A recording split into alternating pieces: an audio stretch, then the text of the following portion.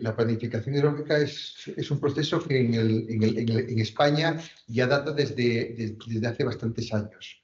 Ya la Ley de Aguas del año 85 contemplaba la figura que se llamaban los planes hidrológicos de la cuenca, que en el ámbito de esta demarcación del Cantábrico Occidental, en aquel momento se llamaba Norte 2, y que fue aprobado por el Real Decreto de 1664 de 1998.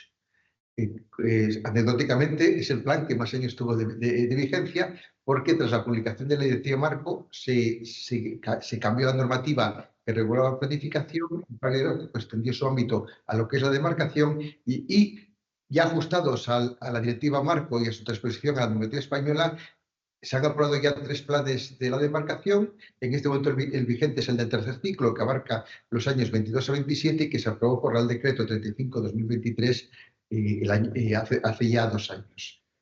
Disculpa, Tomás, una pregunta. ¿Vais a facilitar la presentación? Sí. Generaremos los PDFs y los pondremos Venga, en la página web. Sí, gracias. como solemos hacer cuando nos acordamos. Vale. Bueno, la directiva Marco fija unos ciclos de planificación que se han incorporado a la normativa española. El primer plan hidrológico tenía que estar 9 años después de la entrada en vigor de la directiva, era el año 2009. En España se transpuso la directiva con retraso y entonces por eso el primer ciclo se aprobó un poco más tarde y luego, a partir de 2009, con independencia de la fecha en que se apruebe, hay que revisarlos cada 6 años. Por lo tanto, los años serían el 2015, el 2021, que es el tercer ciclo que estamos, y ahora mismo pasamos al cuarto ciclo.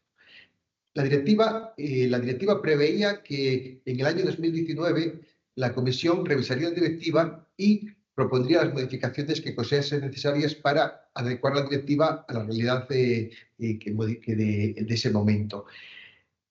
La Comisión decidió que no era necesario modificar la directiva tal como estaba y, por lo tanto, el cuarto ciclo de planificación se va a hacer en el marco legal de la vigente directiva. Eso tiene una paradoja, que es que la directiva fijaba como objetivo alcanzar el buen estado en el año 2027, con lo cual, en el cuarto ciclo, en teoría, este buen estado ya no tendría que ser problema. Los retos del cuarto ciclo. Pues, en primer lugar, que había masas que por circunstancias que preveía la propia directiva, el alcanzar los objetivos se posponían más allá del 2027. Lógicamente, en esas masas hay que seguir actuando para ir mejorando la calidad y conseguir, aunque sea más tarde de 2027, el buen estado. Pero, por otra parte, en los informes de seguimiento que estamos difundiendo todos los planes, se ven las dificultades presupuestarias de gestión para mantener el ritmo de inversión que se preveía en el programa de medidas del tercer ciclo, con lo cual va a ser inevitable que en el cuarto ciclo haya medidas del tercer ciclo que sigan estando en ejecución y por lo tanto haya que recogerlos. Y por otra parte, el seguimiento del Estado está viendo que hay algunas masas que, aunque el objetivo sea alcanzar el buen estado en el 2027, hay un riesgo significativo de que no se consiga ese objetivo. Para esas masas, en el plan hidrológico de este cuarto ciclo, tenemos que analizar las causas de que no se haya alcanzado ese buen estado y ver qué medidas adicionales a las que estaban previstas en el tercer ciclo hay que cometer para conseguir alcanzar el buen estado, aunque sea ya fuera del plazo inicial fijado por la directiva.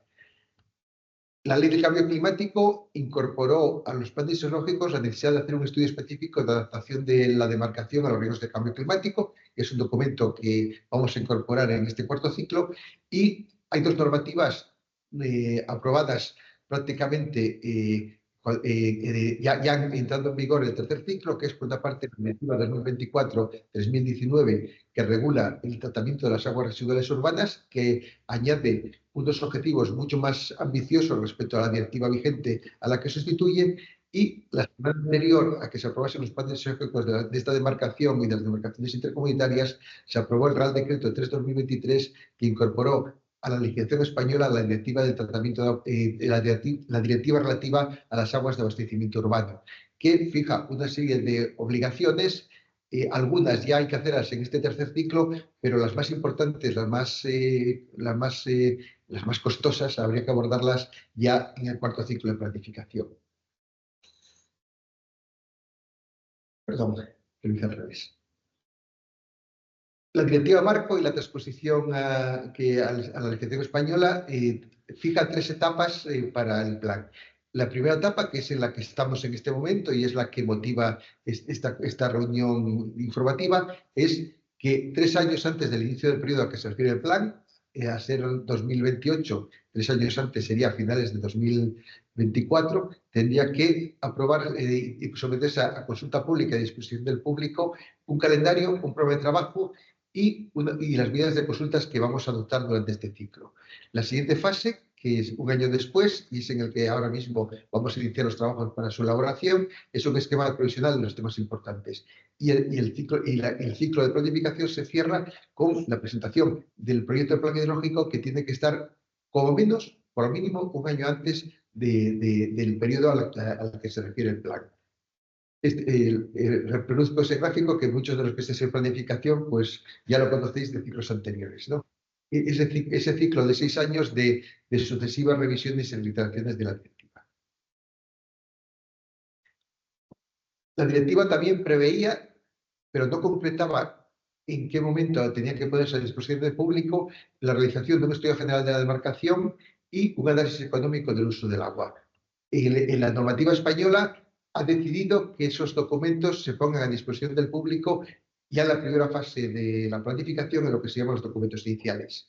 Y el documento que está publicado en nuestra web, que se sometió a consulta pública ya empezando el día 21 de diciembre del año pasado, pues está formado por una memoria en que tiene las 3 cosas que obliga a la Unión Europea, las tareas y actividades que se van a desarrollar, el calendario previsto, las formas de consulta pública y el proyecto de participación pública. Incorpora, como establece en el reglamento de planificación económica, un estudio general de demarcación que tiene tres aspectos: la descripción general de las características, las repercusiones de la actividad humana en el estado de masas de agua y un análisis económico del uso del agua.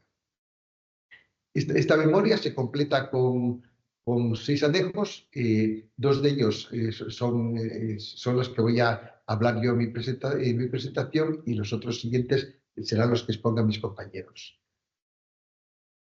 Primer tema, administraciones competentes. Como sabéis, la directiva de marco del agua que modifica en el ámbito español y de la legislación el concepto que teníamos de cuenca hidrográfica, que abarcaba solo las aguas continentales, superficiales y subterráneas, que se regulan por la ley de aguas y que gestionamos las administraciones hidráulicas.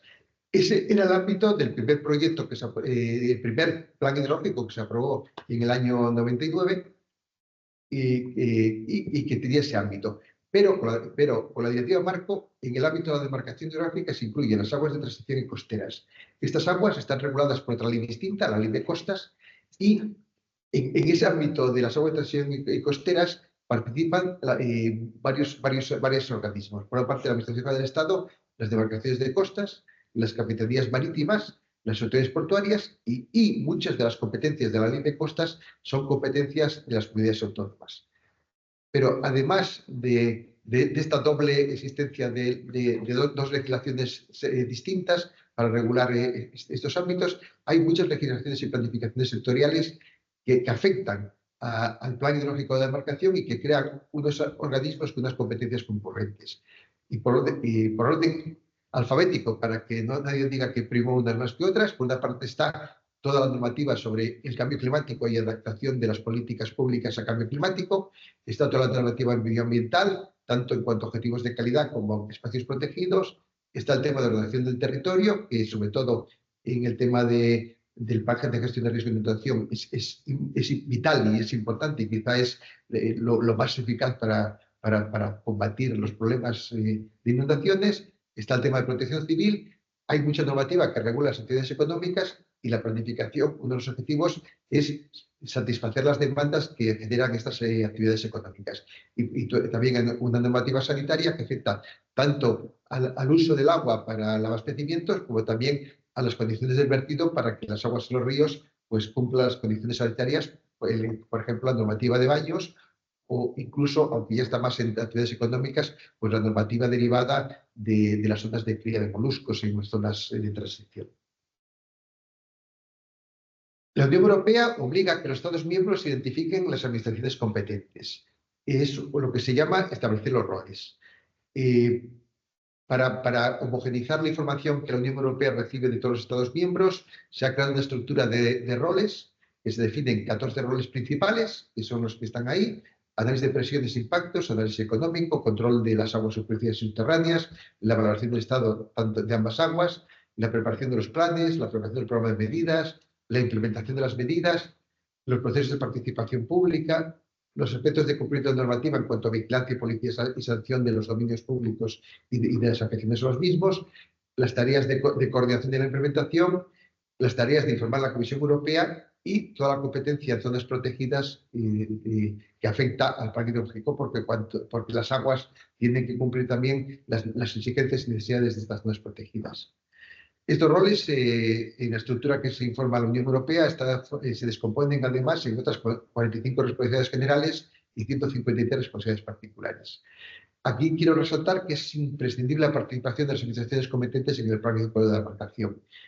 Las administraciones hidráulicas, en este caso la Confederación Hidrográfica del Cantábrico, tiene la responsabilidad de redactar el plan, pero no puede redactar el plan si no cuenta con esas administraciones competentes. Las administraciones competentes tienen que suministrar la información que tienen en el ámbito de sus competencias y que pueda ser necesaria para incorporar al plan y valorar la situación.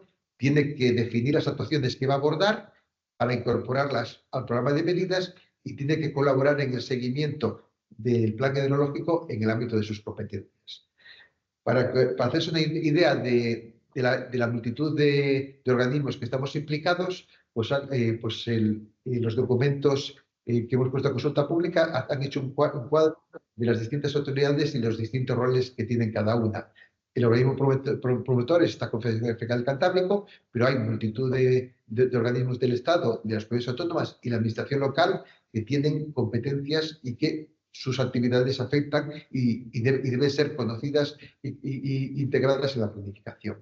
Haciendo un resumen del número de administraciones que aparecen en el anexo, en la Administración del Estado están implicados 7 ministerios y dentro de ellas hay 25 órganos administrativos y entidades que tienen alguna función relacionada con la planificación y con la gestión del agua. En nuestro ámbito tenemos 5 comunidades autónomas y dentro de ellas hay 24 organismos administrativos y entidades que representan una función, y en nuestro ámbito de la demarcación hidrográfica del Cantábrico Occidental hay 138 municipios, 12 de ellos son mayores de 20.000 habitantes y hay un ente gestor de servicios del agua.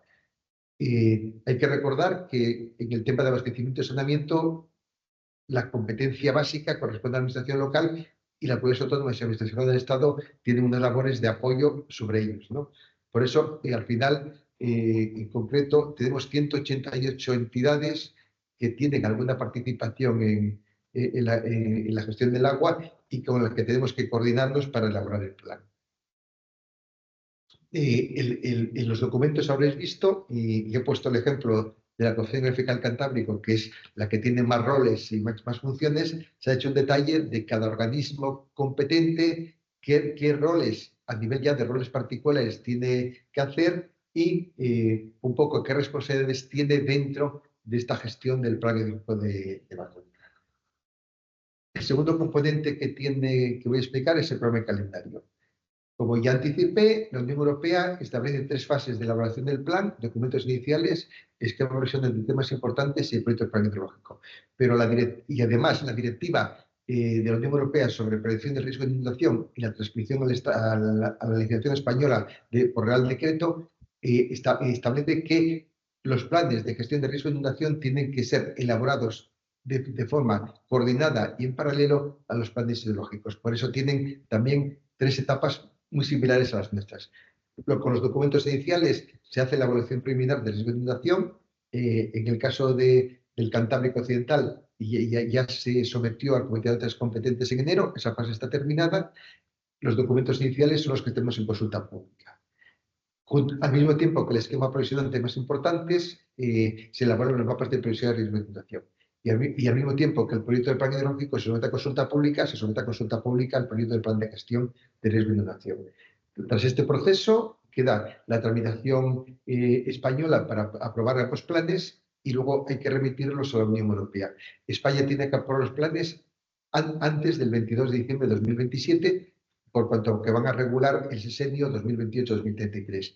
Y hay un periodo de 3 meses para que estos aprobaciones y los contenidos de los planes se comuniquen, reporten en la jerga comunitaria a la Comisión Europea. El programa de medidas tiene que estar actualizado también en la misma fecha que el plan. El programa de medidas integra tanto las medidas del plan hidrológico de la demarcación como el plan de gestión de riesgos de inundación, y la Unión Europea obliga a que 3 años después de la aprobación del programa de medidas, que es simultánea, se reporte cómo está el grado de aplicación. Los documentos iniciales son los documentos que ahora vamos a explicar y que tienen pues, las 3 partes que ya nuestra presidenta ha avanzado. La siguiente fase del plan hidrológico es el esquema de temas importantes. El esquema de temas importantes es casi el punto crítico de la evaluación del plan, porque quizá define los problemas a los que tenemos que enfrentar y las alternativas de solución que luego se tendrá que concretar en el plan. Por lo cual, abordar bien el esquema de temas importantes, hacer un buen análisis de la problemática y de las alternativas en el esquema de temas importantes es quizá el cimiento del plan hidrológico. El tema importante es, por una parte, la descripción y evaluación de los principales problemas actuales y que se prevean en la demarcación y las alternativas que hay de actuación. Las decisiones que pueden tomar los distintos elementos que participan en la planificación para dar solución a estos problemas. Valorar las presiones e impactos que deben ser abordados en el plan hidrológico. Hay presiones e impactos que no tienen suficiente magnitud como para que sea necesario abordarlos y no afecten al estado de las masas de agua. Las posibles alternativas de actuación y valorar qué sectores y grupos son afectados por las medidas, tanto porque se puedan ver perjudicados por alguna medida, tanto porque estén obligados como particulares a adoptar medidas adicionales a las inversiones que haga la administración pública. Y el plan hidrológico, que el reglamento de planificación hidrológica pues, establece su contenido: descripción general de la demarcación, descripción general de usos y presiones en base al avance que se han dado en los documentos iniciales, la identificación y los mapas de zonas protegidas, las redes de control, los objetivos medioambientales a cumplir, un resumen del análisis económico del uso del agua, también basado en el análisis preliminar que se ha hecho en los documentos iniciales, el resumen de los programas de medidas, los registros de los programas y planes, un resumen de las medidas de información pública que se han desarrollado durante la planificación, la lista de autoridades competentes designadas en base a las autoridades competentes que se han preidentificado en estos documentos iniciales, y también la Unión Europea obliga a que el plan hidrológico detalle dónde está el plan y dónde se puede obtener toda la información que puede necesitar un particular sobre el plan. A la segunda revisión hay 4 exigencias adicionales. Hacer un resumen de los cambios y utilizaciones que supone esta revisión, este 4.º ciclo, respecto al 3.er ciclo. Hacer una valoración de qué objetivos y qué progresos se han realizado durante los años del ciclo anterior. Hay que explicar por qué algunas medidas no se han puesto en marcha, qué razones justifican que no se han puesto en marcha, y hay que hacer también qué medidas se han adoptado transitoriamente que no están puestos en el plan y que se han dado cuenta durante el plan que era necesario abordar. El plan hidrológico se redacta en coordinación con el plan de gestión de riesgo de inundación, pero tanto el plan hidrológico como el plan de gestión de riesgo de inundación tienen que ser sometidos a una evaluación ambiental estratégica. Y la evaluación ambiental estratégica es conjunta para ambos planes, con lo cual los documentos ambientales abordan los impactos ambientales y la justificación de alternativas de ambos planes. Y en este calendario hay que encajar las exigencias de participación pública que la normativa comunitaria española han establecido. En los documentos veréis un diagrama de flujo y cómo se relacionan las distintas etapas en cada una de los ejes de trabajo, y para conseguir que en estos 3 años pues, se termine de aprobar el plan. Este diagrama pues, se traduce en un calendario de hitos. Ahora mismo estamos en febrero del año 2025 y estamos en el proceso de consulta de los documentos iniciales. Ahora estamos empezando a abordar la redacción del esquema de temas importantes, elaboración en la que tenemos que coordinarnos con las demás administraciones y vamos, como luego explicaré, a tratar de hacer unos talleres para recoger la opinión de la gente que está en estas administraciones y particulares que puedan estar interesados, industrias, empresas, gente afectada. ¿No? Entonces, dentro Dentro de este calendario, ¿cómo se va a trasladar la participación pública? La Unión Europea exige en la directiva marco que se hagan como mínimo 2 niveles de información de participación pública, que serían la información pública. La información pública es la fase de informar, difundir todos los documentos que se van haciendo y fundamentalmente ahora mismo la cooperación se basa pues, en la página web y en jornadas de este tipo en que se explican los documentos. La consulta pública, que en este momento ya está abierta una de las 3 fases de consulta pública, los documentos iniciales, conlleva, además de que la Administración informe, que los interesados hagan sus aportaciones, sus valoraciones, y esas aportaciones y valoraciones se integran en el documento final. Y finalmente, la Unión Europea, aunque no lo exige, sí lo que dice es que se tiene que impulsar una participación activa. La participación activa, algunos de los que estáis conectados habréis participado en actividades de los ciclos anteriores, pues busca el intercambio de conocimientos y experiencias, no solo entre administraciones, sino entre administraciones interesados. Tratar de aproximarse los planes ecológicos a la realidad del territorio, recabando la opinión de los que se ven afectados por lo que desde las administraciones se propone en ese plan ecológico. Tratar de alcanzar el máximo consenso entre todos los implicados y en aquellos casos en que hay conflicto de intereses, pues tratar de buscar aquella situación intermedia que satisface de la mejor forma posible todos los intereses en conflicto, tratando de anticiparse a posibles conflictos. Estableciendo los canales de comunicación para que, por una parte, los ciudadanos estén enterados de lo que hacemos, pero también nosotros recibimos ese feedback de qué opinan los ciudadanos para poder elaborar los documentos lo mejor posible y tratar de implicar a todos los agentes implicados, que no son solo las administraciones, sino que hay muchos particulares. Por ejemplo, el alcanzar el objetivo del buen estado de las masas de agua implica a las industrias que tienen que tratar sus aguas de tratamiento para verterlas en condiciones adecuadas. Los esquemas de participación activa posibles, yo creo que a lo largo de estos 3 ciclos anteriores hemos desarrollado todos y en este ciclo pues trataremos de desarrollar también los máximos posibles. Con el calendario que habíamos hecho, pues queda el esquema de en qué fechas va a estar más activo el proceso de consulta pública. Evidentemente, la información pública va a estar en marcha durante todo el proceso de planificación, incluso en los intervalos en que no haya actividades de planificación, también los documentos que se elaboran se publican en la web, pero digamos que las fases. Documentos iniciales estamos ahora. El esquema de temas importantes, vamos a contactar durante su redacción con todas las personas implicadas. Y va a haber un proceso de consulta pública de 6 meses que esperamos que empiece en noviembre, porque tenía que haberlo en otra dispositiva anterior y se me olvidó.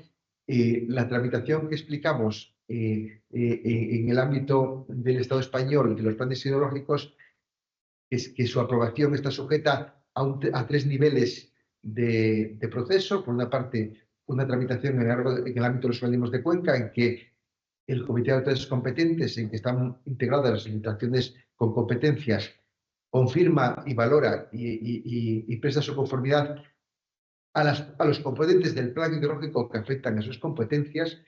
El Consejo de la Demarcación, en que están representados no solo las administraciones, sino también los usuarios, que informa el plan hidrológico, y una vez que se hace esa tramitación interna en el ámbito de la demarcación, se eleva al Ministerio de Medio Ambiente, que tiene que hacer una tramitación también en el ámbito del Consejo Nacional del Agua. Y como es un Real Decreto, al final se tiene que hacer toda la tramitación del Real Decreto con consultas a los departamentos ministeriales, la mayoría de los cuales ya han participado en los organismos colegiados anteriores, pero bueno, es una segunda consulta. Hay que pedir el informe del Consejo de Estado y finalmente la admisión del Consejo de Ministros. Por eso la intención de los organismos de cuenca, de las confederaciones, es que los documentos del esquema de temas importantes, que obligatoriamente tienen que estar en consulta pública en diciembre, y estén en consulta pública en noviembre, para ir ganando tiempo. Y el plan hidrológico de la demarcación, la propuesta del plan hidrológico, que según la Unión Europea tendría que estar disponible en diciembre de 2026, esté ya disponible en octubre de 2026 para, digamos, tener un poco más de margen en esta fase final y conseguir el objetivo de que estos planes se aprueben en la fecha que nos obliga la legislación. Ya en este caso, ahora mismo tenemos un periodo de consulta pública, que es este del 21 de diciembre al 20 de junio, temas importantes, noviembre del 25, mayo del 26, plan hidrológico, octubre del 26, abril del 27.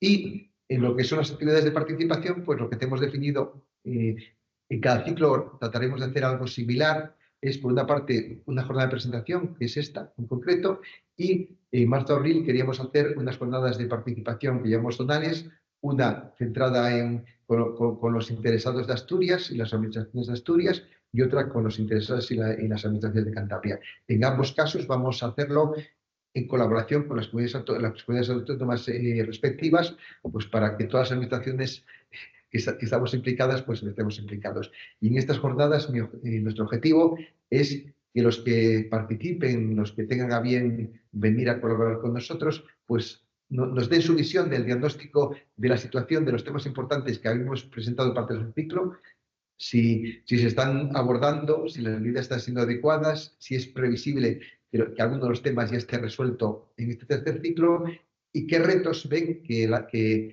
van a tener pues, las administraciones implicadas de acuerdo con su normativa y sus objetivos para el periodo 2028-2033, y los ciudadanos pues lo que querrían que las administraciones hiciesen también en ese ciclo. Y con esto pues termino mi presentación.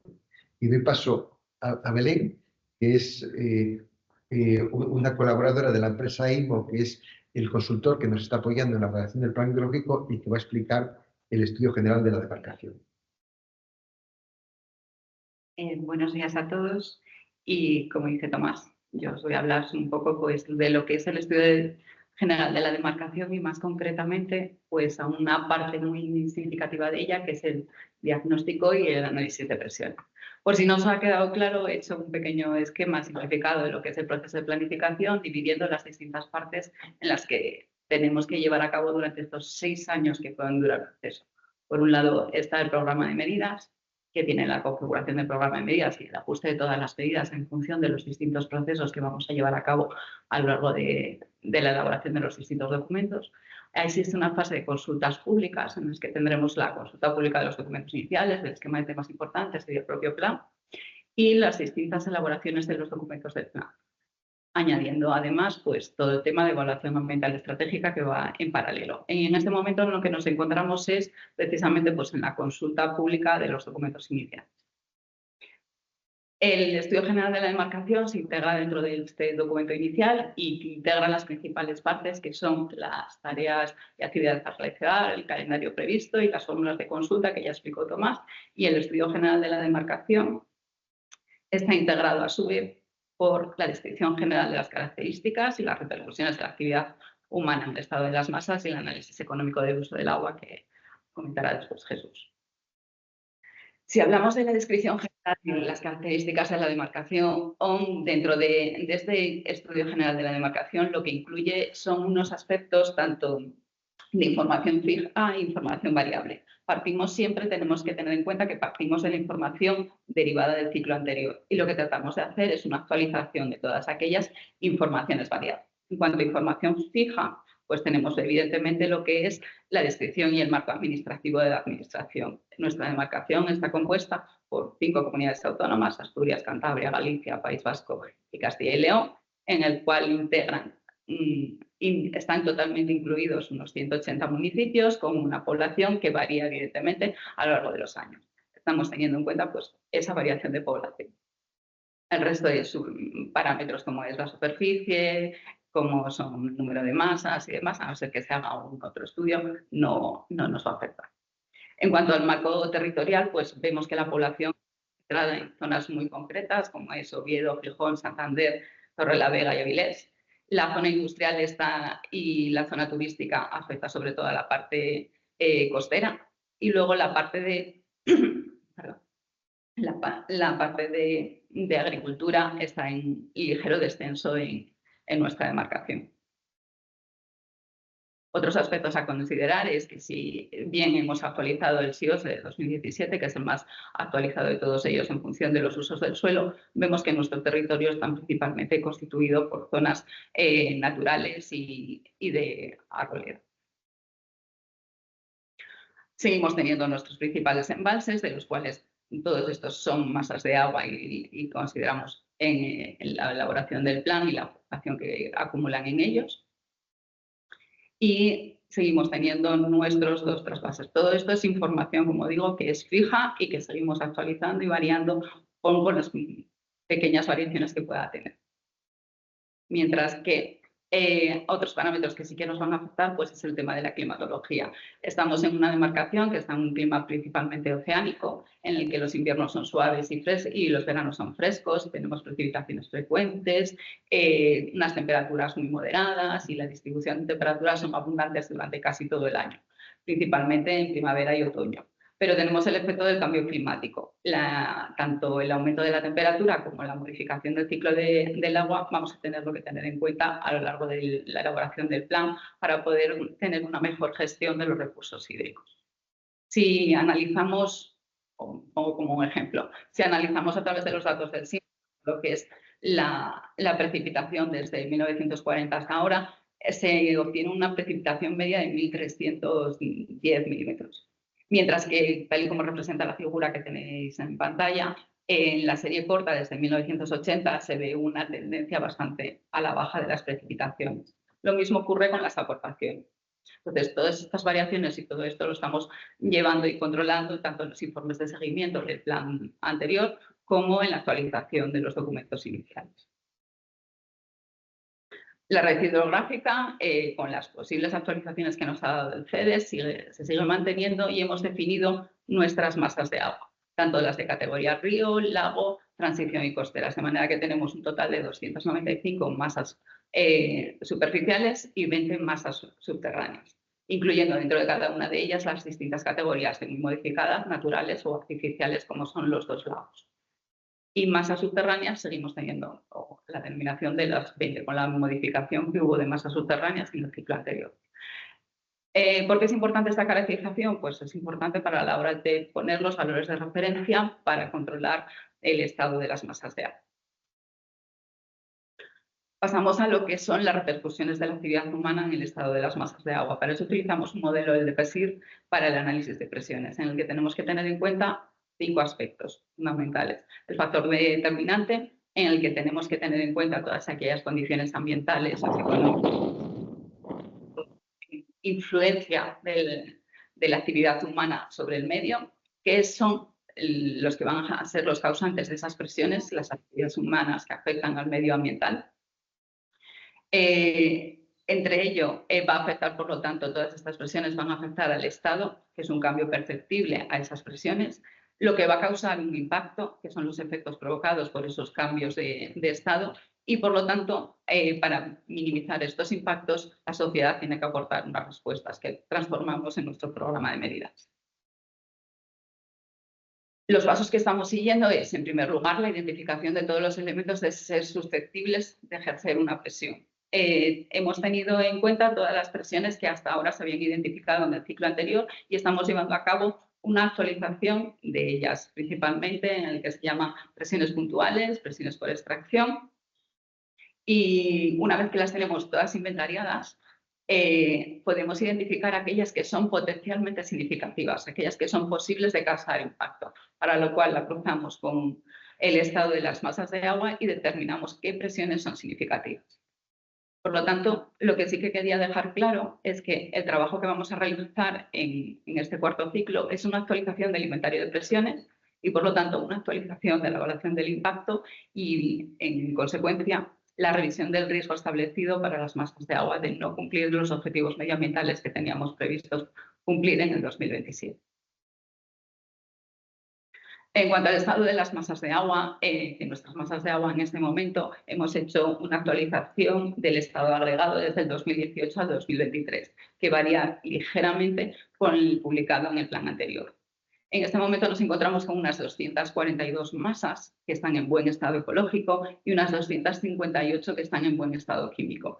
Comparando unas con otras nos da un total de 219 masas en buen estado global.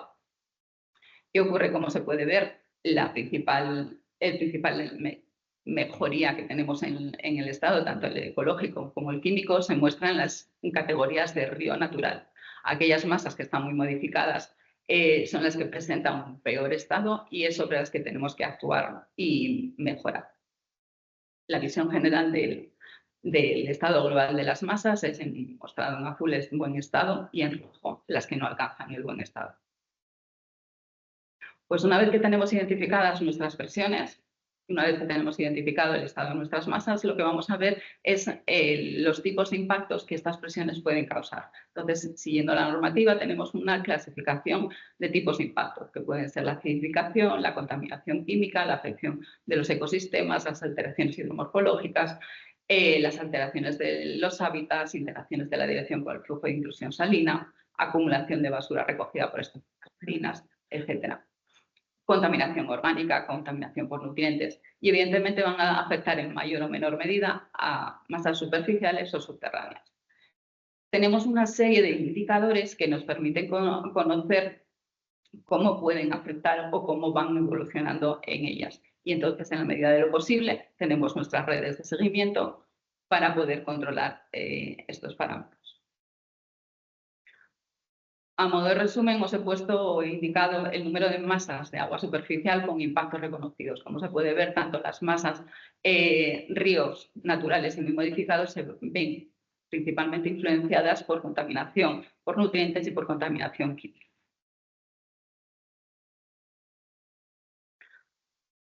Si bien no os expliqué detenidamente cuáles eran las principales presiones que teníamos en la demarcación, sí que las estoy intentando relacionar aquí, pues en este análisis de presiones e impactos en el que estamos trabajando mediante una matriz. Relacionamos cada tipo de presión con los impactos que pueden causar. Y entonces tenemos como fuentes puntuales, tenemos las aguas residuales urbanas, los aliviaderos, las plantas industriales, minería, todo lo que es industria, vertidos. Esto lo controlamos a través del Censo Nacional de Vertidos. Luego, además, esto nos va a originar, por lo tanto, en mayor o menor medida, unos impactos tanto de contaminación orgánica, contaminación química y contaminación por nutrientes.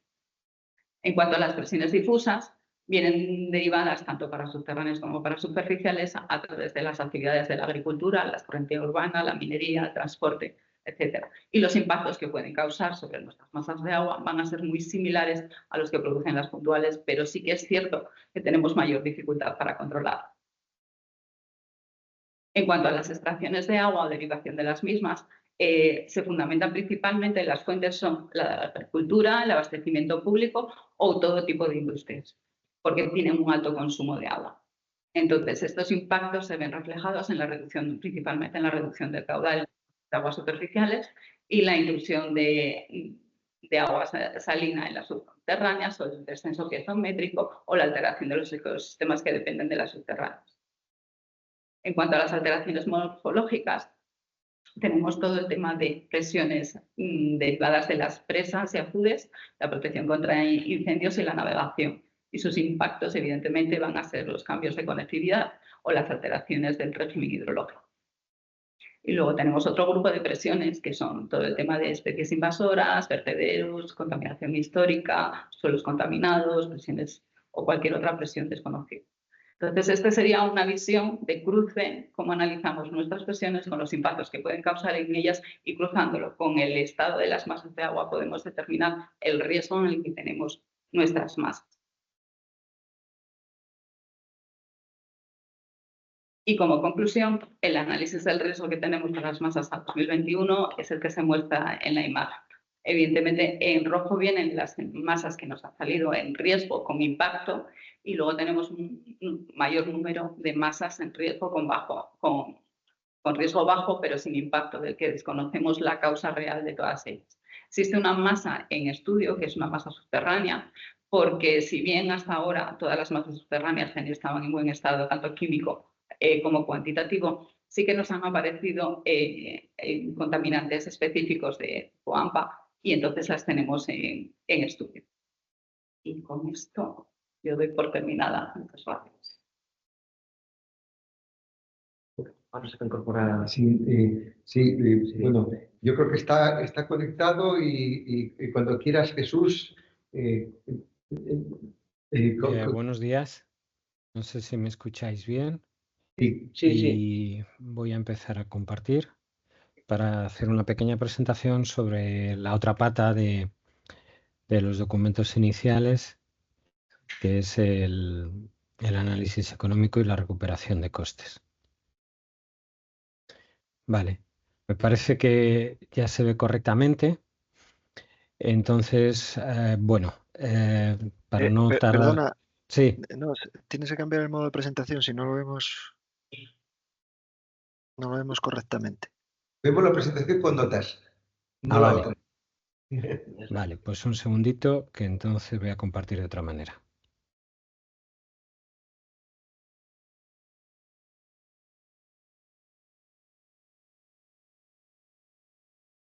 Ahora sí, ¿no? Sí, ahora sí. Vale, de acuerdo. Disculpar. Bueno, solo quería empezar la presentación explicando que la Directiva Marco nos obliga a establecer una serie de análisis, una serie de estudios. Fundamentalmente, yo, como una síntesis así, un poco personal, diría que la Directiva Marco pues, nos obliga a establecer una unidad de cuenca en el artículo 3, nos obliga al buen estado de las masas de agua en el artículo 4, nos obliga a hacer un análisis económico y de recuperación de costes en el artículo 9, que también se recoge en el artículo 5, y fomentar la participación pública activa. Estos son los pilares fundamentales de la Directiva Marco y dentro de ellos pues se establece también la necesidad de establecer y de realizar un análisis de recuperación de los costes de los servicios del agua y de la caracterización económica de los usos. Eso a su vez se incorpora en el derecho español dentro del artículo 41.5 del texto refundido de la Ley de Aguas, así como los artículos 40, 41 y 42 del Reglamento de Planificación Hidrológica. ¿En qué consiste este análisis económico del uso del agua? Bueno, pues el artículo 9 de la Directiva Marco lo que nos establece es dos ideas fundamentales. Una, que la política de precios del agua proporcione incentivos adecuados para que los usuarios utilicen de forma eficiente los recursos, que sería el tema de incentivos, y por otro lado, una contribución adecuada a los diversos usos del agua, que este es el análisis de recuperación de costes. En ningún momento se plantea que la directiva obliga a una recuperación total de los costes. Simplemente se habla de una contribución adecuada. Además, este análisis económico, aparte de tener que presentar unos incentivos para un uso eficiente y una contribución adecuada a la recuperación de costes, es transversal. Es transversal porque afecta a todo el proceso de planificación, ya que es la herramienta para la toma de decisiones en la justificación de masas de agua muy modificadas, prórrogas o derogaciones dentro del artículo 4 de la Directiva Marco del Agua. La aplicación de este principio de recuperación de costes se tiene que incorporar en los documentos iniciales porque son los documentos de caracterización conforme al artículo 5 de la Directiva Marco.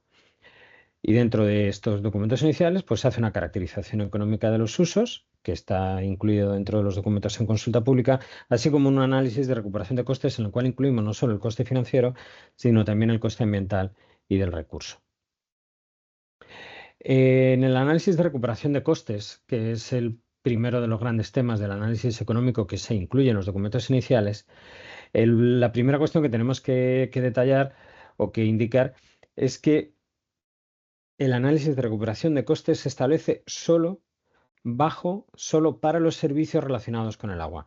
Y los servicios relacionados con el agua se establecen de acuerdo a una consideración estricta del artículo 2.38 de la Directiva Marco del Agua. Son todos los servicios en beneficio de los hogares, las instituciones públicas o cualquier actividad económica.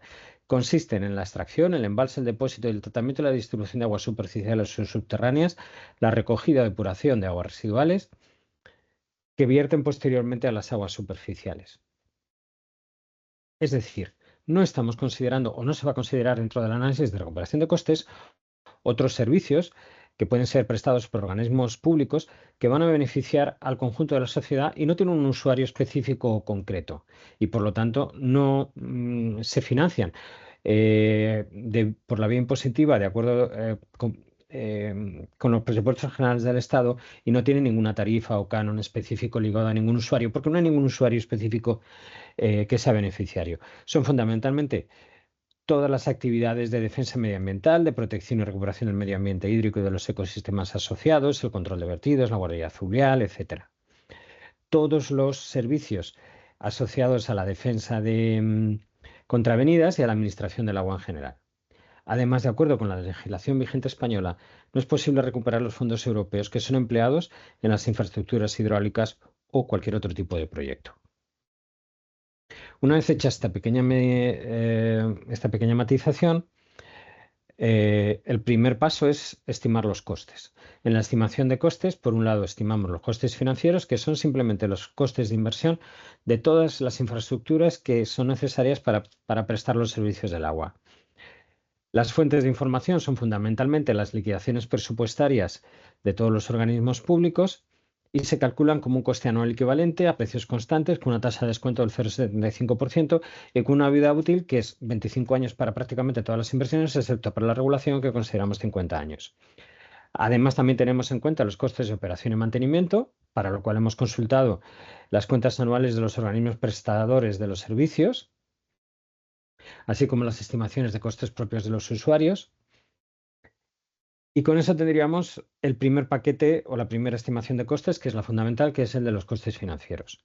Tenemos que también calcular los costes ambientales, y los costes ambientales hemos estimado los costes ambientales con una metodología que es común para las demarcaciones intercomunitarias españolas, que consiste en asumir que los costes ambientales son los costes de las medidas necesarias para alcanzar el buen estado en las masas de agua y son las medidas fijadas en el plan hidrológico de Cuenca pendientes de ejecución. A medida que las medidas se van ejecutando, estos costes ambientales pasan a internalizarse como costes financieros. Son, por ejemplo, el coste de una depuradora. En el momento que la depuradora se construye, pasa de ser un coste medioambiental para ser un coste financiero, porque se incluye dentro de los costes financieros de prestación de los servicios a los usuarios. El tercer tipo de costes que nos pide la directiva analizar son los costes del recurso, asociado a la escasez y a la ineficiencia económica de asignación. No aplican en el Cantábrico, no tiene sentido en el Cantábrico la consideración de costes del recurso. En primer lugar, por la imposibilidad de una operación sin restricciones bajo exclusivamente reglas de mercado. En segundo lugar, porque no es una cuenca deficitaria y porque dándose hipotéticamente en condiciones de mercado libre estos mecanismos de mercado son menos eficientes que los concesionales preexistentes. Entonces no lo hemos tenido en cuenta. Una vez que estimamos los costes, hemos estimado los ingresos. Los ingresos los hemos estimado a partir de las liquidaciones e información presupuestaria de las distintas administraciones. Estamos hablando de las tasas y cánones recogidas en el texto refundido de la Ley de Agua, el canon, regulación, tarifa de utilización, canon de control de vertidos, canon de utilización para la producción de energía eléctrica del canon 112 bis del texto refundido de la Ley de Agua. Son los cánones que gestiona la Confederación Hidrográfica.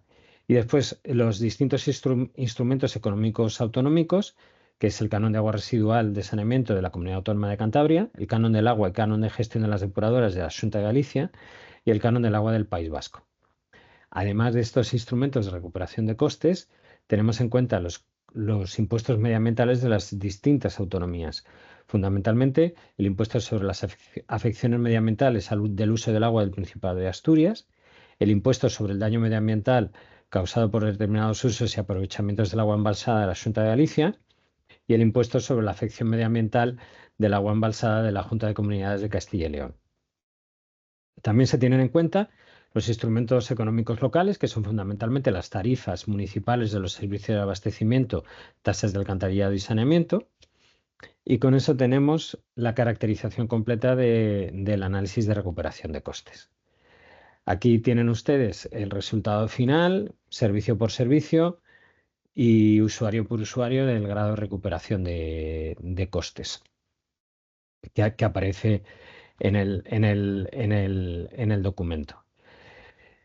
Estamos hablando de un grado de recuperación de costes global del 80%, con una ligera disminución frente a lo que está considerado en el plan hidrológico vigente del 85%.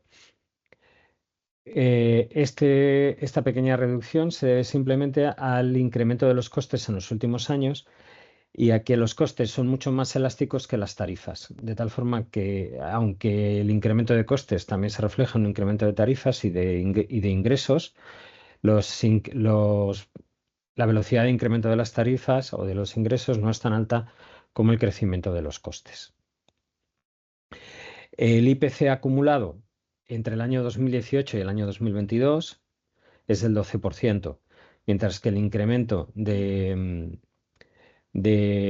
los costes ha sido del 9% y el incremento de los ingresos ha sido muy inferior.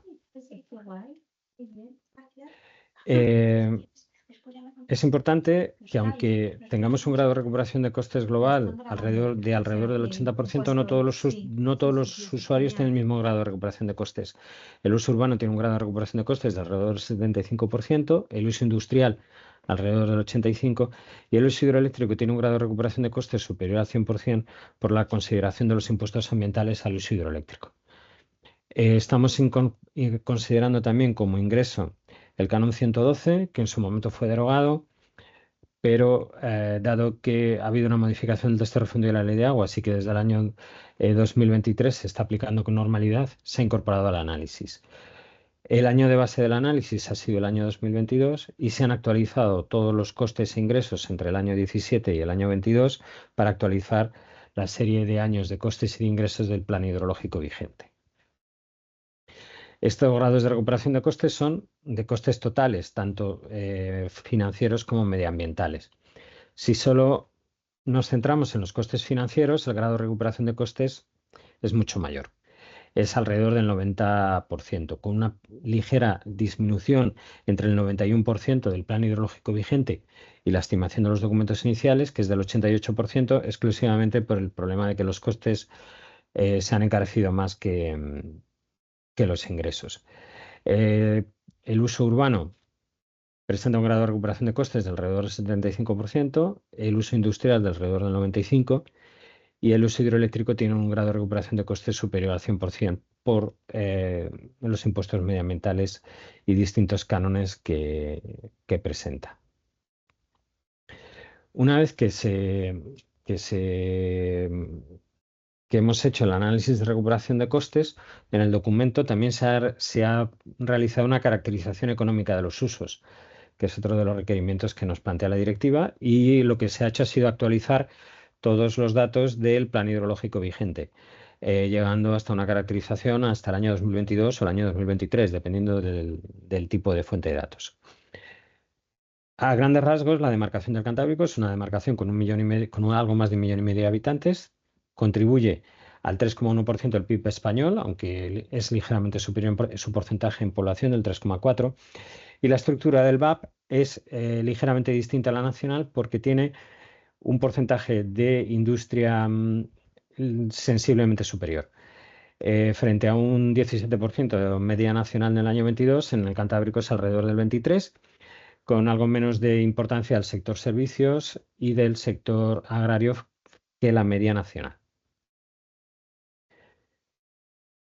El primer uso que nosotros hemos caracterizado en el documento es el uso urbano. En la gráfica ven las dotaciones de suministro a depósitos municipales en función de los resultados de la encuesta del INE de consumo del agua, y se ve cómo estamos en la demarcación alrededor de los 300 litros por habitante y día, frente a una media española que está alrededor de los 250 litros por habitante y día, ligeramente superior.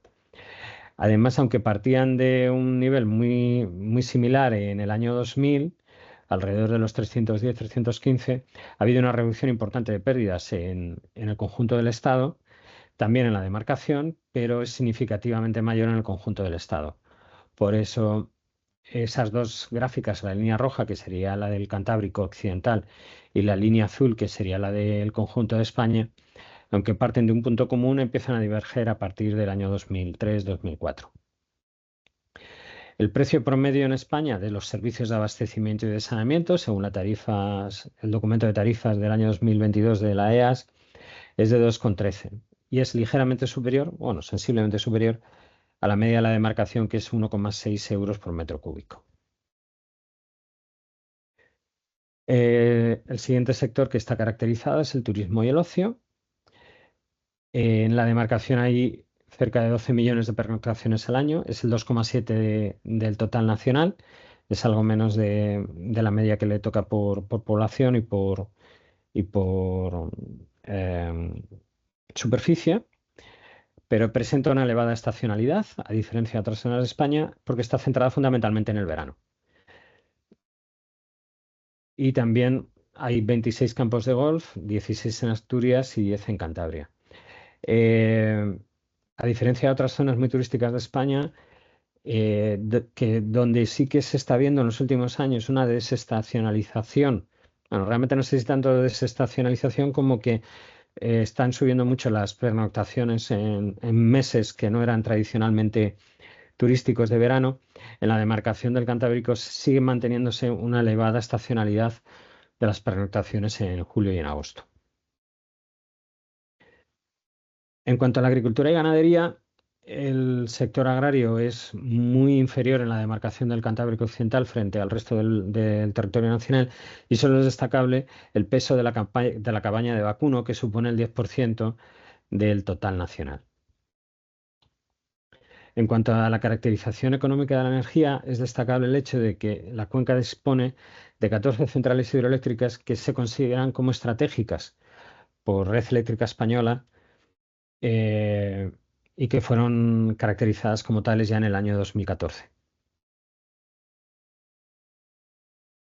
En cuanto a la industria, aparte de que presenta sobre el total del PIB de la demarcación un porcentaje mucho mayor que en el conjunto del Estado, es destacable que hay 3 actividades principales en la demarcación que prácticamente suponen la inmensa mayoría del VAP. El primero serían las industrias extractivas de energía, agua y residuos, que suponen el 40% del VAP industrial.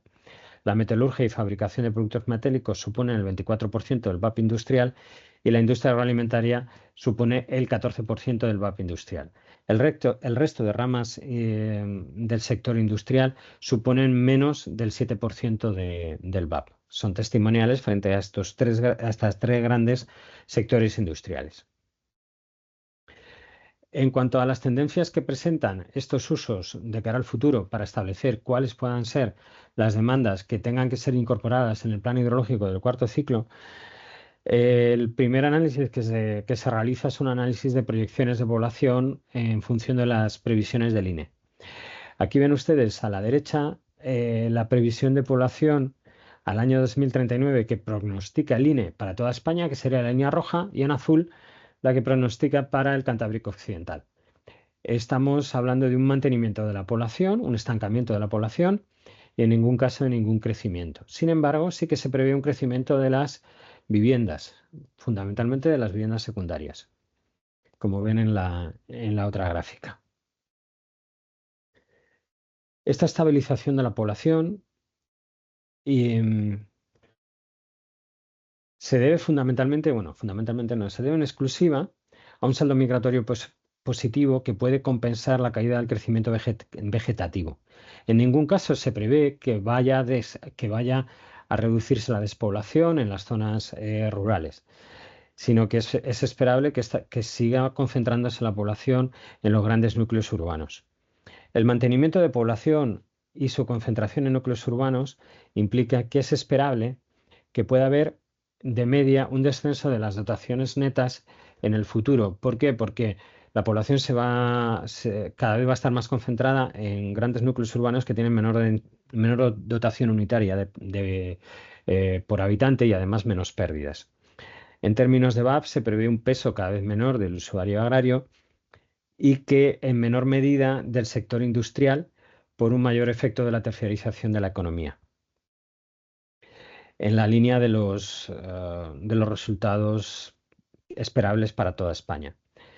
Determinadas políticas agrarias, fundamentalmente las políticas de ecocondicionalidad de la PAC, aunque no vayan a tener impacto en la demarcación de cara al establecimiento de demandas, porque su uso es minoritario frente al resto de demandas, al contrario que en el resto de las demarcaciones españolas, sí que estas políticas agrarias pueden tener bastante efecto para la reducción de presiones y mejora del estado de las masas de agua, fundamentalmente por la reducción de presiones difusas. De cara al establecimiento de demandas, estas estas prognosis de población conllevan que estemos planteando una mínima reducción de demanda urbana a nivel de la demarcación, fundamentalmente en la UT2, y una estabilización en el resto de UTEs, un mantenimiento de las demandas agrarias al futuro y fundamentalmente un mantenimiento de la demanda industrial a medio y largo plazo. A grandes rasgos, este es el análisis económico que está en los documentos iniciales. Les invito en la medida de lo posible a su revisión y comentarios e intentaremos mejorarlo en el siguiente ciclo de planificación, en el plan hidrológico del cuarto ciclo, porque este mismo análisis que se incorpora aquí en los documentos iniciales, para el plan hidrológico habrá que actualizarlo incorporándolo al menos 2 años más. A día de hoy, tanto para caracterización como para recuperación de costes, el año de base que está considerado es el año 2022, que era el último año del cual se disponía de información para ello. Para el plan hidrológico que esté listo en el año 27, posiblemente se incorpore información hasta el año 2024 inclusive. Y nada más por mi parte, muchísimas gracias por su atención. Bueno, gracias a ti, Jesús. Bueno, y ahora se abriría la sesión de debate. Si alguien quiere comentar algo, pues que levante la mano y quite la sensación y dé voz al micrófono.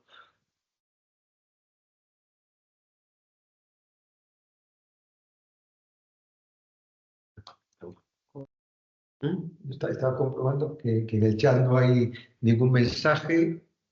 Si nadie levanta la mano, pues supongo que significa que nadie quiere intervenir. Pues nada, si no quiere intervenir nadie, eso, agradecer a todos la asistencia. Habría todavía un poco más de participación, pero bueno, ahí están los documentos, perdón. No, yo había levantado la mano, soy el alcalde de Somiedo. Ah, perdona. Es que no No vimos la mano, disculpa. No podía dejar pasar la oportunidad, bueno, representando un poco a los ayuntamientos, pero el tema de, en fin, todas las previsiones y sobre todo en el tema económico y el estudio económico, yo me afecta a uno particularmente a mi municipio, es el tema de las concesiones hidráulicas, de centrales hidráulicas. El estudio económico, la viabilidad económica, en fin, todo esto que habéis explicado, precisamente no es una muestra de buena gestión el tema de la central hidráulica de La Riera, que sabéis que, en fin, ha caducado la concesión a finales del 19 y estamos en el 25 y sigue la central cerrada. Significa, ahí hubo un proceso a través del Ministerio, no es la Confederación, pero es el Ministerio, pero no deja de ser lo mismo. Hubo un proceso de concurso público que se anuló por defectos de forma o algo parecido. Entiendo que volverá a salir, que esperemos que salga lo más rápido posible, y esto es un ejemplo de lo que entiendo yo que no puede ocurrir. Estamos en una fase donde muchas concesiones hidráulicas, centrales hidráulicas, estarán en el proceso de caducidad y en la renovación, el concurso que se haga, yo entiendo que es difícilmente comprensible porque debería de empezarse, si una caducidad es como era el caso de la central en concreto de La Riera, que lo utilizo como modelo, como ejemplo, era a finales del 19, el 30 de diciembre del 19, oiga, empiecen ustedes antes el concurso de una nueva concesión. Eso es una cosa muy difícil de comprender. Esta central no tiene ningún beneficio medioambiental que no esté funcionando. Está justo en medio de dos centrales. La primera central de La Malva, sale el agua de La Malva, de la central de La Malva, del río Somiedo, del río Saliencia, inmediatamente están en las infraestructuras y el canal que va a la central de La Riera. Sale el agua de la central de La Riera e inmediatamente va a la central de Miranda de Belmonte, junto con otros canales.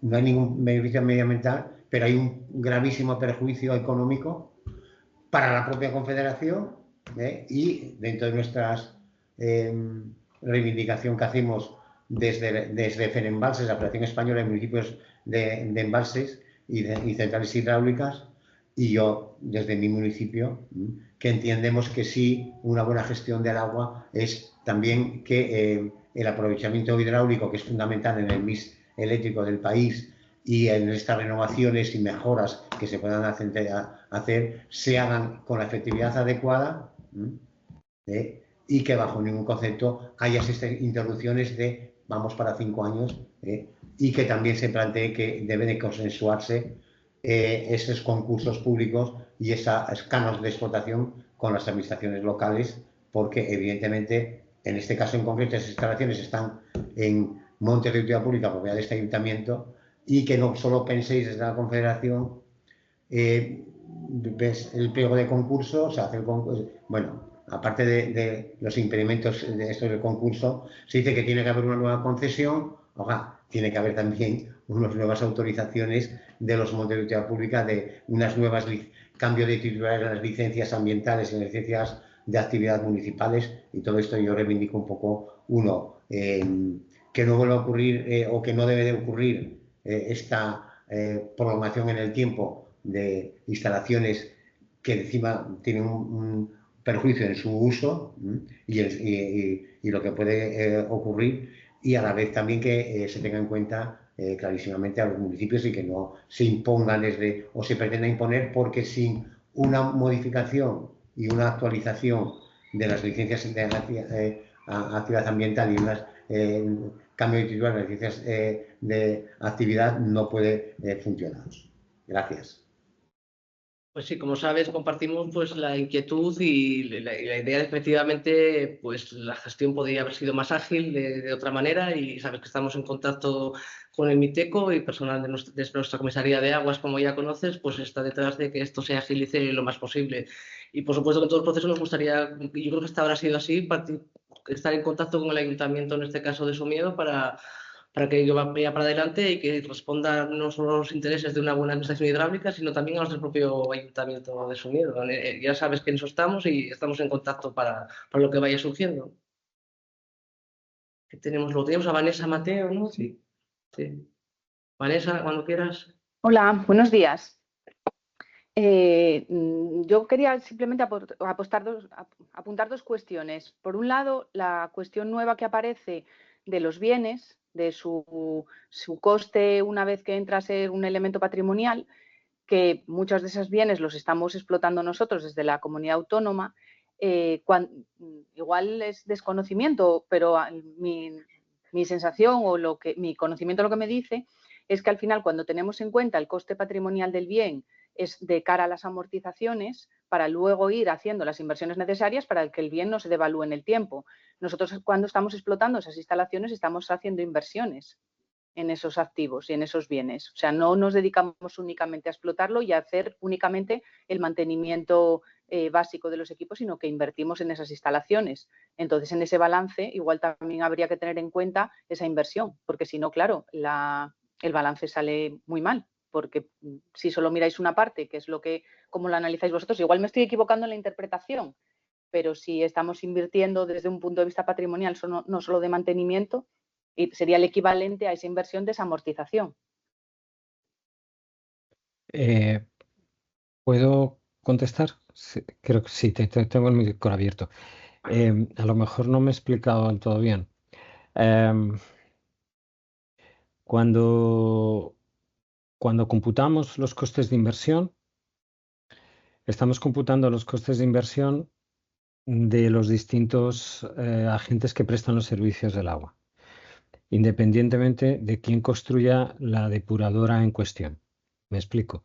Si una depuradora la construye Aquaes y después es gestionada por otro agente, nosotros estamos computando como costes de inversión no solo la construcción de la depuradora, sino los costes de inversión de todos los agentes que prestan el servicio. De tal forma que cuando cogemos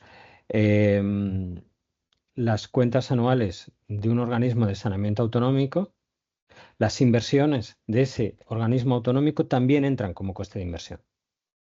Y también las estamos computando. No sé si me consigo explicar. Sí, Pero a nosotros no. ¿Cómo tenéis en cuenta esos costes? Hemos consultado las cuentas que están publicadas de los distintos organismos en las webs de transparencia. Las cuentas anuales. Dentro de las cuentas anuales de los distintos organismos vienen las inversiones en cada capítulo de inversión. Entonces, las inversiones en saneamiento, las inversiones en abastecimiento que están computadas en las cuentas anuales como gastos de inversión, los estamos considerando como costes financieros de inversión. No sé, pues vamos, os felicito por haber conseguido eso porque me parece muy complejo, porque nosotros la Dirección General invierte en esas instalaciones, pero Cadasa también tiene parte que hace en esas mismas instalaciones. No me parece sencillo. Pero bueno, de todas formas yo iba a la tercera derivada, iba a pensar que si patrimonialmente de cara al Ministerio le aparecen esas instalaciones que solo es un debe y no hay ningún ingreso, que ese debe pasa a ser un debe nuestro. Si se está teniendo en cuenta que nosotros sí que estamos aportando con esas inversiones, pues entonces no debería salir en negativo el balance para nosotros. Pero a ver, el ejercicio de recuperación de costes no es un ejercicio de amortización contable. Es simplemente computamos los costes de inversión a nivel de coste anual equivalente sin hacer ningún otro tipo de análisis de amortización contable. Simplemente es el coste de inversión de las distintas administraciones, lo pasamos a coste anual equivalente considerando 25 años de vida útil o 50 años de vida útil, en el caso del abastecimiento de las ETAPs y las EDAS 25 años, y el coste anual equivalente que tiene cada una de los organismos o entidades que presta el servicio. Perdón, coste de mantenimiento, el coste de operación y mantenimiento. En ningún momento estamos haciendo un análisis de amortización económica del bien, porque ahí sí que entrarían las disquisiciones que estás planteando. Estamos simplemente repartiendo el coste de inversión en 50 años cuando es de regulación o en 25 años si es de abastecimiento y saneamiento, más las inversiones que los prestatarios de los servicios hacen de ese bien, perdón, las inversiones que hacen en ese bien, reparaciones, mantenimiento, etcétera, más el coste de operación que hacen esos agentes en ese bien. Pero no estamos planteando un esquema de amortización económica, porque eso no, o sea, no es el objeto del trabajo. Vale. El detalle de cómo lo habéis tenido en cuenta, ¿eso podríamos verlo en nuestra comunidad autónoma? Para ver qué datos que os han proporcionado, no sé, por nuestra parte no hay ningún problema y todos los datos son los de las cuentas anuales, o sea que no. Claro, pero es que las cuentas no son directas ni sencillas. Pero se interpreta ciertamente. No, Vanessa, lo que pasa es que digamos que el análisis que hacemos es un análisis global de la demarcación en que todas las administraciones entramos en gastos y en ingresos en el mismo saco y se comparan los gastos sumados de todas las administraciones y los ingresos sumados de todas las administraciones. No se hace ningún balance individualizado de cuánto cobra y no el Estado, cuánto hace la comunidad autónoma. Entonces, no, si no digo eso, pero digo simplemente el chequear cuánto hemos invertido nosotros. Los mecanismos se quedan mezcladas, o sea, no, da igual quién hace la inversión y quién hace la explotación, ¿no? Porque al final se suma todos los ingresos en una caja común para toda la demarcación, no solo cada comunidad autónoma. Has visto que la caja es de demarcación y también los ingresos y los gastos son cajas. Es un poco una visión global muy por encima de cómo estamos avanzando para hacerse una idea un poco de hasta qué punto las tasas y los sistemas de recuperación de costas que tenemos implantados en las administraciones están repercutiendo un porcentaje mayor o menor de los costes. Y también, como ha remarcado Jesús, hay que recordar que la recuperación de costes no es el 100%. O sea, la Unión Europea lo único que nos exige es que se recuperen de una forma adecuada y deja en margen de momento a los Estados miembros para que interpreten qué se interpreta por adecuada. Por eso que estas disquisiciones de una obra del Estado explotada por la autónoma, luego al sumar todo da igual, es como si las cuentas... No, si no voy a eso, voy no a separar por administraciones, sino a tener en cuenta el total de las inversiones de forma adecuada, porque los presupuestos no son directos. No es tan fácil. O sea, a mí me cuesta dentro de mi presupuesto hacer no es inmediato ni...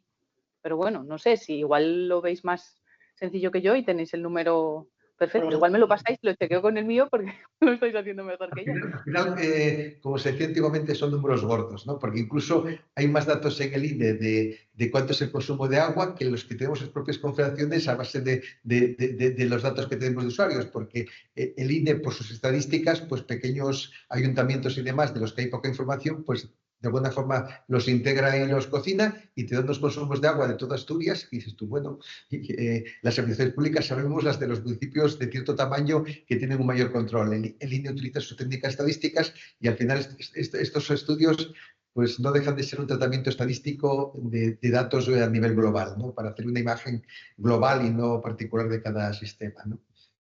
Y en ese sentido, a veces me sorprende. Como llegará en algún momento medianamente, no mucho, pero a número gordo medianamente desglosado, es que mi experiencia es que dentro de 15 años somos esclavos de un número que hemos puesto en algún sitio de cara a Europa. Entonces no sabes quién ha puesto ese número ni por qué, pero ahora tienes un problema para justificarlo porque nos pasan algunas cosas. Entonces suelo ser, me he vuelto muy prudente. Bien. No, y tiene ciertas repercusiones porque afecta también al régimen sancionador porque el coste de los servicios es uno de los criterios para multar al que hace una captación ilegal, ¿no? Si se está tomando el agua y ha tomado tantos litros cúbicos, que se lo suministre el que tiene la concesión le cuesta tanto, con lo cual lo que usted está haciendo tomando agua cuando tiene otra fuente de suministro, pues el beneficio se evalúa en base a estos números gordos que hacemos, ¿no? Y tiene repercusión también en el sancionador. De todas formas, también esperamos que con la digitalización de los usos del agua, por ejemplo, en el tema de consumos, tengamos mucha más información y tengamos una valoración más precisa, ¿no? Y como las administraciones cada vez somos más transparentes, pues cada vez tenemos más documentación para que los consultores trabajen. De forma específica para Asturias, lo que hemos usado son las liquidaciones presupuestarias del Principado y de Cadasa para el año 2022 y para años anteriores también de la Junta de Saneamiento. Y hemos usado como fuente de información la liquidación presupuestaria, no los presupuestos.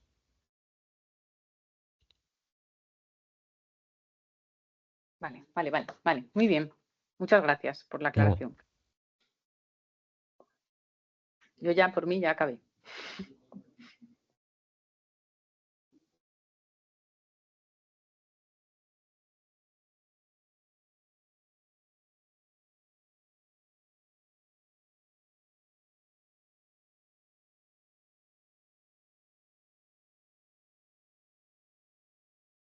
Son nosotros, vale, estamos todos silenciados. No, Emilio, está silenciado. Emilio todavía está silenciado, digo tú, porque estabas en momentos también, sí. Perdona, estaba hablando solo, sí. Perfecto, gracias. Sí. Nada, que aportando un poco más de información de la que dice Vanessa, en el caso de abastecimiento, y implicó también Cadasa, de esos costes, aunque hayáis tenido una parte, yo creo que seguro no habéis tenido en cuenta otra parte, porque las presas de Tanes y Río Seco y los órganos de desagüe son el 59,75% de EDP, y entonces esa parte de mantenimiento y de inversiones la asume EDP, y para los criterios de recuperación de costes solo tenéis tener en cuenta los gastos e inversiones realizadas por el sector público. Solo os lo comento porque, bueno, en esta parte obviamente hay costes adicionales que seguro que no están incluidos. Por otra parte, respecto a esta recuperación de costes, habéis nombrado que los impuestos ambientales a los usos hidroeléctricos que tienen una tasa de recuperación superior o igual al 170%. Me gustaría, si pudierais dar un poco más de información sobre esas tasas de recuperación, digamos, qué costes son los que se asumen con los impuestos ambientales, y también si los mismos estáis teniendo en cuenta tanto los impuestos que se pagan a nivel estatal, como es el 112 bis, como los que se pagan a nivel de Asturias, el canon de saneamiento, o como los que se pueden pagar a la Comunidad de Galicia, también por el almacenamiento de agua de los embalses que tocan Galicia. Que en un caso concreto, en el Salime paga 3 impuestos ambientales: el del Estado, el de Asturias y el de Galicia. Y entonces, a ver si podéis dar más información sobre esos impuestos y en qué se en qué consiste esa tasa de recuperación que supera el 70% a lo que se paga. Y otra cuestión relacionada con las masas de agua en mal estado, que continúan en mal estado a pesar de tercer o cuarto ciclo ya que vamos a entrar. Si en este ciclo se van a analizar con más detalle las causas raíz de que no mejoren esas masas a pesar del aumento de, por ejemplo, de caudales ecológicos, y si puede haber otra causa que no sea solo relacionada con el volumen de agua que circula por el río. Y en el caso de las masas de agua que sí están en buen estado, y ya llevan varios ciclos en buen estado, si vais a tener en cuenta este buen estado en una posible relajación de caudales ecológicos, o si, por ejemplo, si vais a pensar, ahora mismo los caudales ecológicos están divididos en 3 periodos: aguas altas, aguas medias y aguas bajas, y siendo el de aguas bajas, si ya se cumple con el de aguas bajas los criterios ambientales, químicos y físicos, si en esas masas que están en buen estado y que con esas aguas bajas lo cumplen, si vais a analizar si es necesario mantener 3 periodos o es suficiente con tener un caudal constante a lo largo del año sin cambiar el mismo. Esas eran las cuestiones que os quería hacer. Gracias. Gracias. Jesús, empiezas tú con la parte económica y yo... Sí, empiezo yo. Con respecto a TANES, a ver, he intentado hacer una presentación sintética. En el documento está bastante más detallado. Dentro de los distintos servicios del agua, también tenemos los autoservicios, y dentro de los autoservicios hidroeléctricos. Los costes que asume CADASA o que asumen los distintos organismos, tanto estatales como autonómicos, en el servicio de abastecimiento en alta, están recogidos en sus cuentas anuales, como bien has dicho. Y ahí no están los costes que pueda estar asumiendo el usuario hidroeléctrico, EDP en este caso. Eso no significa que no lo estemos teniendo en cuenta en el análisis de recuperación de costes. En el análisis de recuperación de costes, los costes propios del usuario hidroeléctrico, bien sea porque tengan una presa titularidad de ellos, bien sea porque asuman parte de los costes de TANES, los hemos incorporado, hemos incorporado esos costes en el análisis de recuperación de costes. ¿Cómo lo hemos hecho? Pues como buenamente hemos podido, porque los organismos públicos están publicando todas sus liquidaciones presupuestarias desde hace algunos años con la ley de transparencia. Previamente sacaban de forma transparente y pública sus presupuestos, pero es muy difícil que un organismo, que una hidroeléctrica o es más difícil que las hidroeléctricas den información detallada sobre sus costes propios.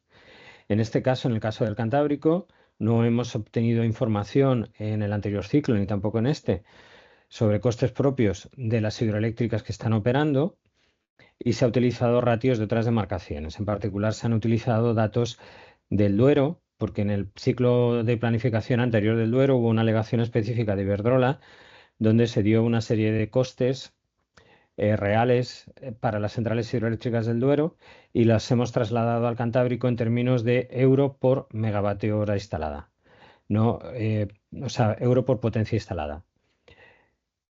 Es mejorable, evidentemente, pero si no tenemos los costes específicos del Cantábrico, pues hemos usado esa simplificación para poder tener en cuenta no solo los costes de TANES, sino los costes propios de todos los servicios de autoservicios hidroeléctricos en el Cantábrico. Con respecto a los impuestos del uso hidroeléctrico, que son los que generan esa gran recuperación de costes mayor del 100%, en primer lugar tenemos que decir que ese valor de superior al 100% es simplemente el cociente entre lo que pagan por uso hidroeléctrico frente a los costes que en teoría tiene el uso hidroeléctrico. Nada más. No queremos no queremos plantear ningún otro tipo de análisis adicional a simplemente comparar los costes puramente del servicio con los impuestos que plantea. Y sí que estamos considerando tanto el canon 112 bis del texto refundido de la Ley de Aguas como el impuesto de Castilla y León ambiental al agua embalsada, como el de Galicia, como el de Asturias, los tres. Vale, gracias. Bueno, respecto al tema, en este ciclo, vamos, ahora mismo estamos ya abordando, en el marco de un contrato que tenemos contra SATEC, un análisis de las masas de agua que están en mal estado y determinando los impactos que tienen y tratando de establecer cuáles son sus causas para poder adoptar medidas complementarias. Ya el área de vertidos de esta confederación había hecho unos trabajos de caracterización de vertidos, de toma de muestras y demás, para identificar las características de los vertidos que hay en esas masas en mal estado, para también tratar de asociar qué vertidos pueden estar dentro de este mal estado. Incluso la idea que tenemos es licitar a lo largo de este año ya un estudio, a partir de la base de esos estudios, licitar un contrato para hacer lo que podría ser el equivalente a la participación pública en este tema, de reunir con todos los implicados, todas las administraciones que tenemos que participar, porque en algunos casos algunas masas de mal estado también son por fuentes difusas y por tanto hay que acometerlas con medidas de gestión para tratar de recoger para el cuarto ciclo las medidas complementarias que sean necesarias. Respecto a los planes ecológicos, ya sabes, y yo que nos lo he comentado en la reunión de Oriental. Bueno, la Confederación está abordando un estudio de revisión del régimen de caudales ecológicos.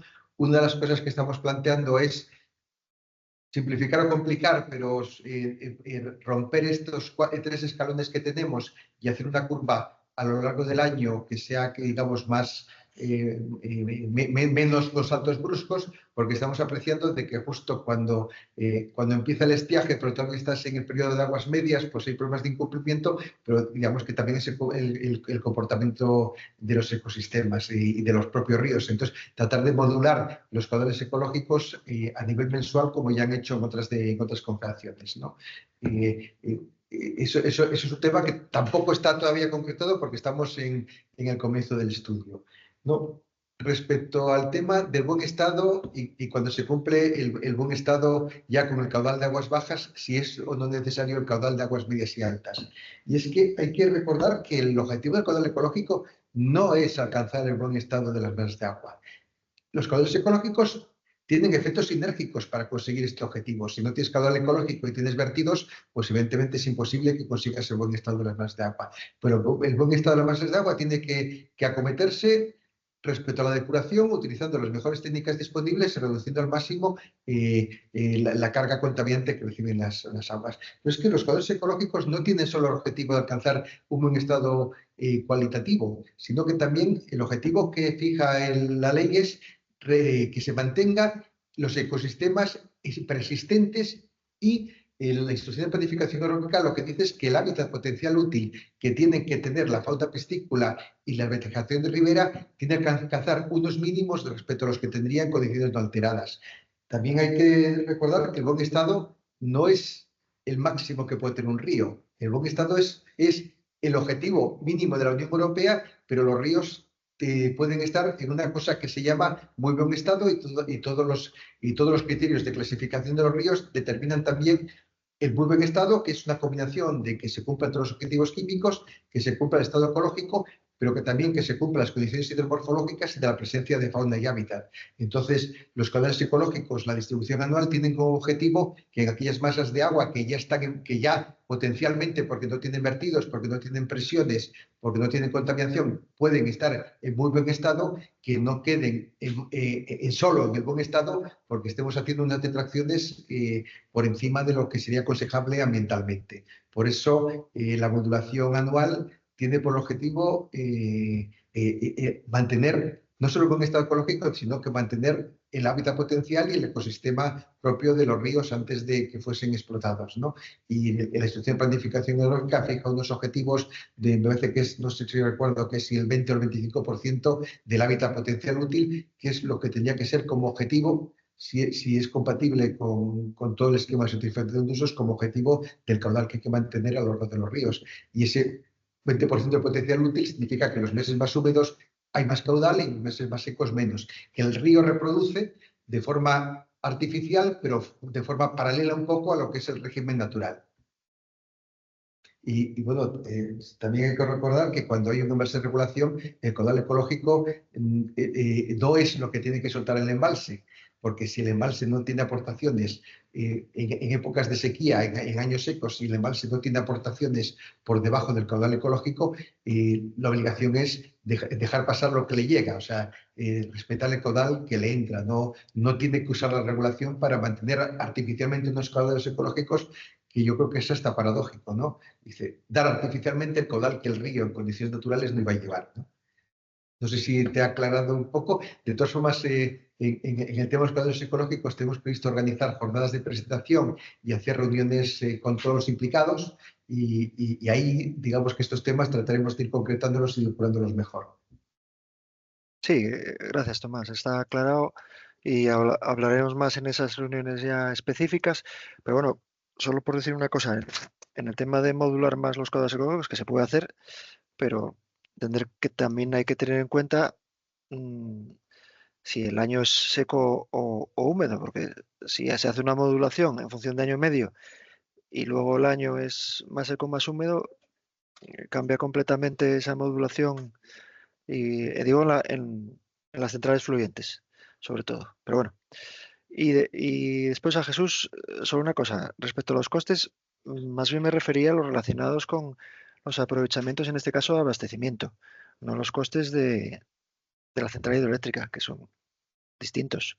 Me refiero a los costes asociados a las infraestructuras que usa Cadasa para el abastecimiento, que no tiene nada que ver la central, tiene que ver las presas y los sus órganos de desagüe.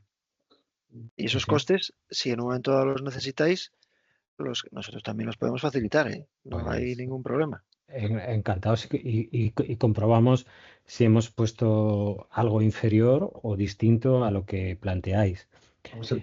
Cuando te decía lo de los costes del usuario hidroeléctrico, los costes de autoservicios, yo no me estaba refiriendo solo a lo que es la central hidroeléctrica en sí, sino también a las obras necesarias para dar el agua a la central hidroeléctrica. Por eso es por lo que estábamos usando los costes que nos había proporcionado Iberdrola, porque los costes de Iberdrola para el Duero no se limitaban al coste de la mera central hidroeléctrica, sino que eran sobre las presas titularidad de Iberdrola en el Duero.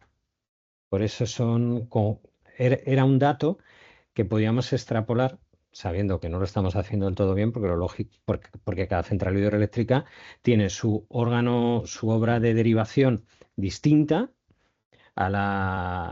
y por tanto son costes distintos, pero como media y como ratio es por lo que lo hemos usado, porque tienen en cuenta no solo los de la central hidroeléctrica, sino los de la obra de derivación de la presa, más todos sus órganos de desagüe, más todo el canal desde la presa a la central, etcétera, de titularidad de Iberdrola en el Duero. Entonces, es por lo que lo hemos usado. Y evidentemente, pues se puede mejorar y si pudiéramos obtener los datos, porque sí que tenemos puestos los datos de costes de Cadasa, más la extrapolación del usuario hidroeléctrico en su conjunto, teniendo en cuenta no solo la central, sino las obras de derivación. Pero evidentemente, si tenemos también la fracción de EDP de la obra de Tanes, pues genial, lo mejoramos, claro. Bueno, yo creo que como hemos comentado,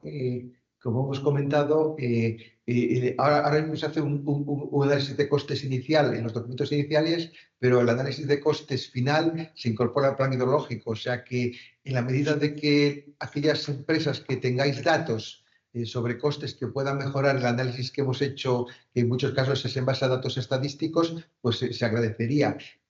Por lo que habéis comentado, en el fondo y en análisis económico no hemos tenido en cuenta que Cadasa, digamos que desde EDP hay como una especie de subvención en especie al abastecimiento y por lo tanto la recuperación de costes del abastecimiento pues probablemente sea un poco menos de lo que en realidad decimos. Y yo creo que está Manuel esperando hablar, que supongo que sabe de ese tema, que hablará de un tema relacionado con esto. Manuel, cuando quieras. Sí. No, bueno, yo creo que estamos hablando de decimales en estos casos, no tiene mayor repercusión, como tú dices, son números gordos, pero bueno, que las obras la porcentaje de participación en las obras que se hacen puede asumirse perfectamente que es un porcentaje de participación referente a lo que es necesario para el uso hidroeléctrico y lo que es necesario para el uso del abastecimiento. Es decir, que si el EDP gasta el 60 y tantos % en proporción en su participación, pues ese dinero que se gasta es también para el uso hidroeléctrico. Ahora estamos poniendo unas válvulas, las estamos poniendo nosotros pues para garantizar el caudal ecológico en el río. Esa inversión al final entra en la cuenta de reparto con EDP, pero es para garantizar el caudal ecológico, corresponde tanto al hidroeléctrico como al abastecimiento. El mantener la presa corresponde tanto al hidroeléctrico como al abastecimiento. Es decir, que está bien, yo creo que está bien computar el coste que tiene Cadasa en lo que son los costes del agua de abastecimiento y lo que la porcentaje de EDP sería en los costes para el aprovechamiento hidroeléctrico. Pero ya os digo que yo creo que no son, que lo que estamos hablando de números gordos, como decía Tomás, y de visión global de lo que es el coste y recuperación de los servicios del agua, que bueno, que es hilar muy fino. El buscar si el porcentaje está bien o sería un poco más, un poco menos para el caso concreto de una presa. Si alguien quiere añadir algo, si no. Nada, ¿no? No veo manos y yo creo que y ya está. Voy a comprobar el chat, lo he comprobado, pero no hay nada. Y los asuntos ya están contestados, pues nada, muchísimas gracias de verdad por asistencia y por la participación tan activa. Así que nada, muchas gracias y hasta la próxima ocasión.